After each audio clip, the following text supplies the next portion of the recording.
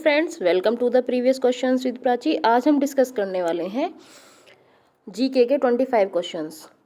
ये वो क्वेश्चंस हैं जो बार बार एग्जाम्स में रिपीट होते हैं। ठीक है, ये चाहे जीडी हो, चाहे सीपीओ हो, चाहे सीटेट पॉलिटी हो या सीटेट पेपर फर्स्ट का पेपर हो। ठीक है, तो ये सारे क्वेश्चंस ऐसे हैं जो बार बार रिपीट होते ही होते हैं। ठीक, अब हम इनको वन बाय वन डिस्कस करेंगे और कोशिश करेंगे कि इनको हम समझने की कोशिश करें। फर्स्ट क्वेश्चन है हमारा, निम्नलिखित में से किस राज्य से होकर कर्क रेखा गुजरती है। ठीक है, तो अब ये ज्योग्राफी का क्वेश्चन है। तो कर्क रेखा कितने राज्यों से होकर गुजरती है? कर्क रेखा गुजरती है 8 राज्यों से होकर। ठीक है, गुजरात, राजस्थान, छत्तीसगढ़, पश्चिम बंगाल, त्रिपुरा, मिजोरम, मध्य प्रदेश। ठीक है, तो इसमें ऑप्शन दिए हैं मध्य प्रदेश व राजस्थान, गुजरात और छत्तीसगढ़, पश्चिम बंगाल व त्रिपुरा। हाँ, इन सब से तो होकर गुजरती है, मिजोरम से होकर भी गुजरती है। ठीक है, तो इसका आंसर होगा ऑप्शन डी, इन सभी से होकर कर्क रेखा गुजरती है। कर्क रेखा कुल कितने राज्यों से होकर गुजरती है? 8 राज्यों से होकर गुजरती है। देखो 6 तो हमारे पास यहाँ है, एक मिजोरम हो गया। ठीक है, राजस्थान, गुजरात, मध्य प्रदेश, छत्तीसगढ़, पश्चिम बंगाल, त्रिपुरा, मिजोरम। अब है नेक्स्ट क्वेश्चन, हड़प्पा निम्नलिखित में से किस सभ्यता से संबंधित है? हड़प्पा सबको पता है, हड़प्पा सभ्यता पढ़ते हैं हम। अब ये क्वेश्चन है तो पूछ लिया। ये सारे के सारे क्वेश्चंस वो हैं जो प्रीवियस ईयर में आए हुए हैं, कोई भी क्वेश्चन अपने आप से बनाया हुआ नहीं है। ठीक है, तो ऑप्शन है हमारा सुमेरियन सभ्यता से, वैदिक सभ्यता से, सिंधु घाटी सभ्यता से या मेसोपोटामिया सभ्यता से। तो जो हड़प्पा वर्ड है ये हड़प्पा सभ्यता को ही हम सिंधु घाटी सभ्यता कहते हैं। तो इसका option number C is the correct answer.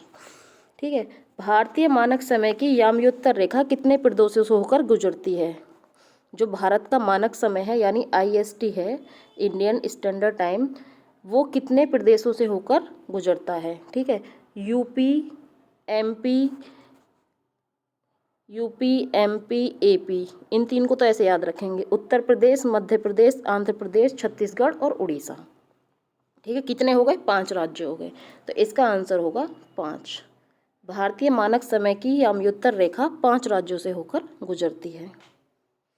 Next question है हमारा, निम्नलिखित भारत की नदियों में से कौन कर्क रेखा को 2 बार पार करती है या कर्क रेखा को 2 बार काटती है? एक नदी है जो, जैसे मान लो ये कर्क रेखा जाती है, ऐसे कितने राज्यों से होकर जा रही है? 8 राज्यों से होकर जा रही है। ठीक है, तो इसने पूछा है कौन सी ऐसी नदी है जो कर्क रेखा को 2 बार काटती है? माही नदी, चंबल नदी, नर्मदा नदी। तो भाई देखो, नर्मदा नदी तो होने से रही, क्योंकि नर्मदा नदी तो विंध्याचल पर्वत से निकल के ऐसे अरब सागर में गिर जाती है, क्योंकि उल्टी चलती है। सोन नदी ऊपर की तरफ जाके विलय हो जाता है उसका। ठीक है, चंबल नदी नहीं, तो ये है माही नदी। Option number A is the correct answer. Mahi नदी ऐसी नदी है जो कर्क रेखा को 2 बार काटती है। तो option number A is the correct answer. भारतीय संविधान में निम्नलिखित में से किस अनुच्छेद में पंचायतों का गठन का वर्णन किया गया है? ये सब क्वेश्चंस वो हैं जो प्रीवियस ईयर में आए हैं, हम उन्हीं को डिस्कस कर रहे हैं। जिनके भी अपकमिंग एग्जाम्स हैं वो अपनी प्रिपरेशन चेक कर सकते हैं। ठीक है, आर्टिकल नंबर 39 हमने पूछा है पंचायत का गठन। तो हमने राज्य के नीति निर्देशक तत्व कंप्लीट कर लिए हैं, मौलिक अधिकार भी कंप्लीट कर लिए हैं, प्लेलिस्ट में वीडियोस पड़ी हुई हैं। ऑलमोस्ट हमने आर्टिकल 51 तक कंप्लीट कर लिया है। तो हमको ये सारे आर्टिकल सब याद होने चाहिए। आर्टिकल 39, आर्टिकल 40, आर्टिकल 44 और आर्टिकल 50। पंचायतों का गठन होता है आर्टिकल 40 में, यानी पंचायतों का गठन। आर्टिकल नंबर 39 क्या है? आर्टिकल 39 और आर्टिकल 44। आर्टिकल 44 बात करता है सिविल यूनिफॉर्म सिविल कोड की। ठीक है, यानी सिविल संहिता की बात करता है आर्टिकल 44।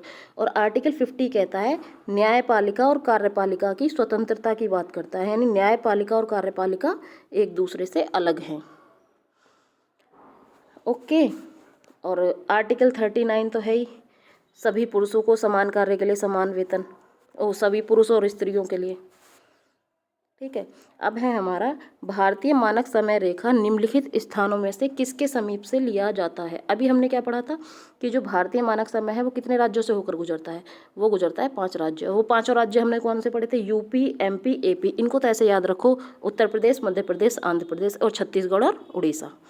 ठीक है, तो ये किस क्या पूछा इसमें, सॉरी, किसके समीप से लिया जाता है भारतीय मानक समय?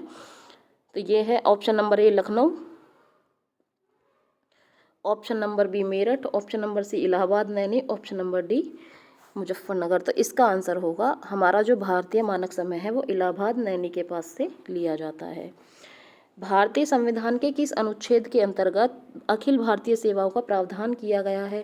तो अखिल भारतीय सेवाएं ये पूछा है, आर्टिकल दिए हैं, आर्टिकल 310, 312, 313 और 311।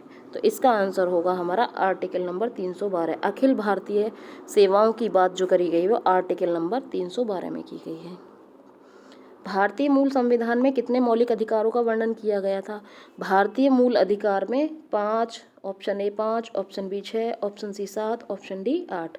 तो अब हमें पता होना चाहिए कि भारतीय मूल संविधान में 7 मौलिक अधिकारों का वर्णन किया गया था, जिसमें से कि संपत्ति के अधिकार को 44वें संविधान संशोधन 1978 के द्वारा हटा दिया था और उसको कहाँ भाग 12 के आर्टिकल 300 का में जोड़ दिया था। तो अब वो जो संपत्ति का अधिकार है अब वो मौलिक अधिकार न रह के कानूनी अधिकार है। ठीक है, तो भारतीय मूल संविधान में 7 मौलिक अधिकारों का वर्णन किया गया था, ऑप्शन नंबर सी।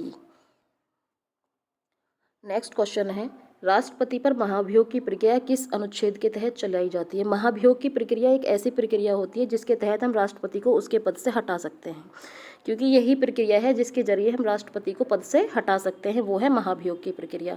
चाहे सुप्रीम कोर्ट का चीफ जस्टिस हो, हाई कोर्ट का चीफ जस्टिस हो, उनके लिए ये महाभियोग की प्रक्रिया ही उपबंध में लाई जाती है। ठीक है, आर्टिकल 40, आर्टिकल 48, आर्टिकल 61 और या आर्टिकल 50।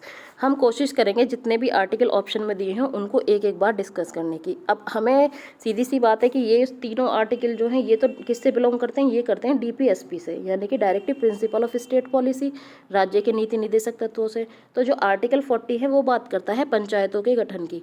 आर्टिकल 48 बात करता है जो हमारे दुधारू पशु हैं, गाय बछड़ा दूध देने वाले पशु हैं, इनकी बलि पर रोक लगाने से, आर्टिकल 48। इसी का आर्टिकल 48 जो ए है वो पर्यावरण सुरक्षा की बात करता है और आर्टिकल 50 बात करता है कार्यपालिका और न्यायपालिका के पृथक्करण की।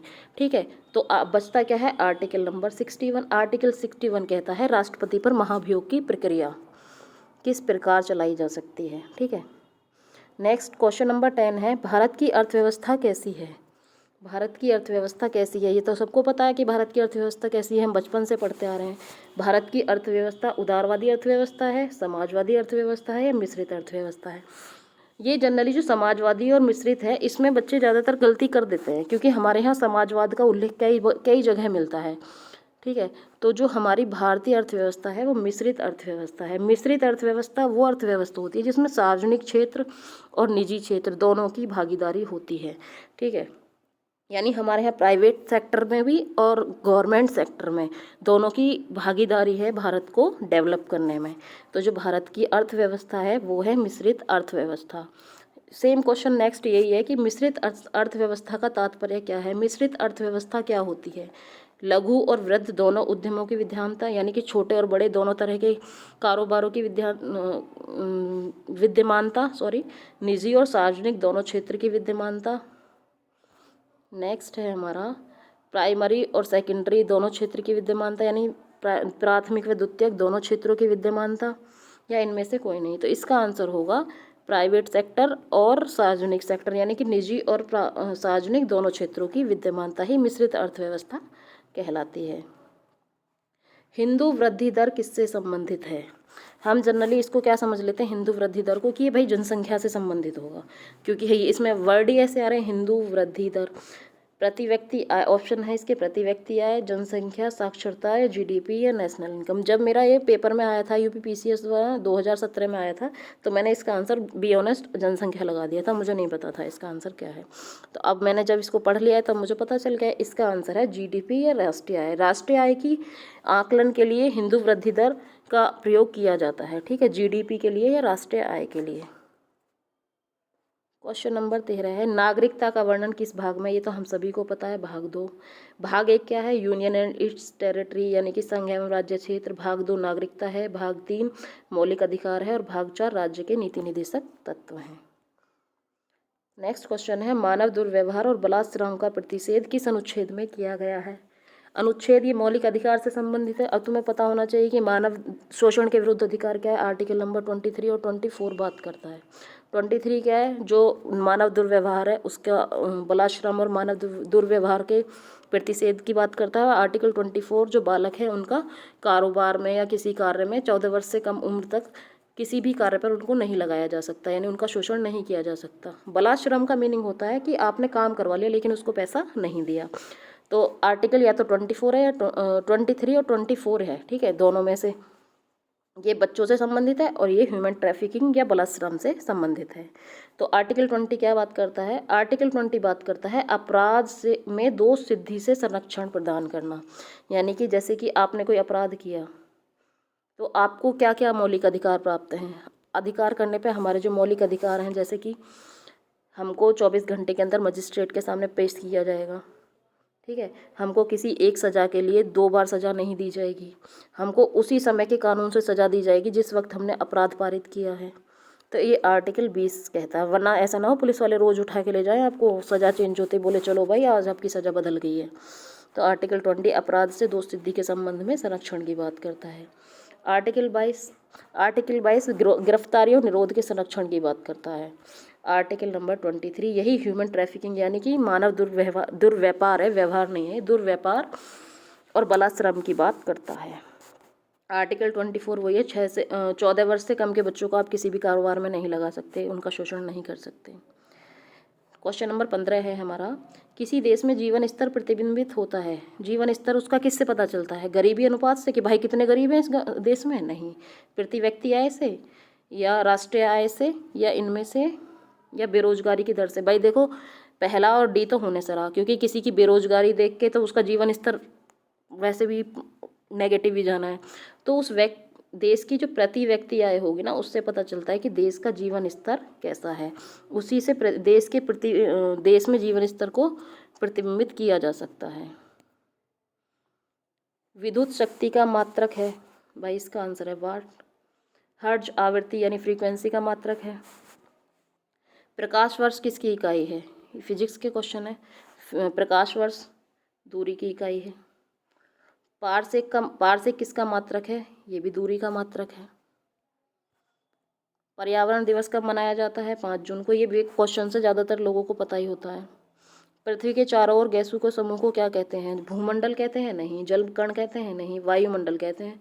पृथ्वी के चारों ओर ऑक्सीजन, नाइट्रोजन और बहुत सारी गैसें हैं, ठीक है। शुष्क हवा में नाइट्रोजन की मात्रा कितनी होती है?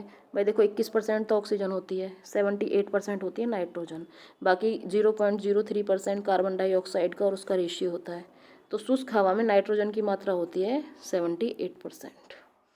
Option number D. धान के खेतों से कौन सी गैस उत्पन्न होती है? धान के खेतों से मीथेन गैस उत्पन्न होती है, जो कि एक हमारी मीथेन गैस उत्पन्न होती है। जुगाली करने वाले पशुओं से किस गैस का उत्सर्जन होता है? इसका भी सेम ही आंसर है, मीथेन। वो भी जुगाली करते समय मीथेन गैस का उत्सर्जन करते हैं। निम्नलिखित में से कौन सी गैस ग्रीन हाउस गैस नहीं है? ऑक्सीजन, कार्बन डाइऑक्साइड, CFC यानी क्लोरोफ्लोरोकार्बन, या फिर मीथेन। तो ये लास्ट क्वेश्चन है हमारा, इसका आंसर है oxygen. Oxygen green house gas नहीं है। सबसे ज़्यादा ग्रीन हाउस गैस के रूप में यूज होता है कार्बन डाइऑक्साइड का और CFC का, ठीक है। तो आज हमने 25 क्वेश्चंस लगाए हैं। इसके बाद हम अपने क्वेश्चंस को बढ़ाते जाएंगे, जैसे जैसे हमारा सिलेबस होता जाएगा। डेली हम एक टेस्ट लगाने की कोशिश करेंगे। Thank you for watching this video. अगर आपको लगता है कि ये क्वेश्चंस आपके लिए हेल्पफुल है तो आप मुझे कमेंट करके बता सकते हैं। Thank you.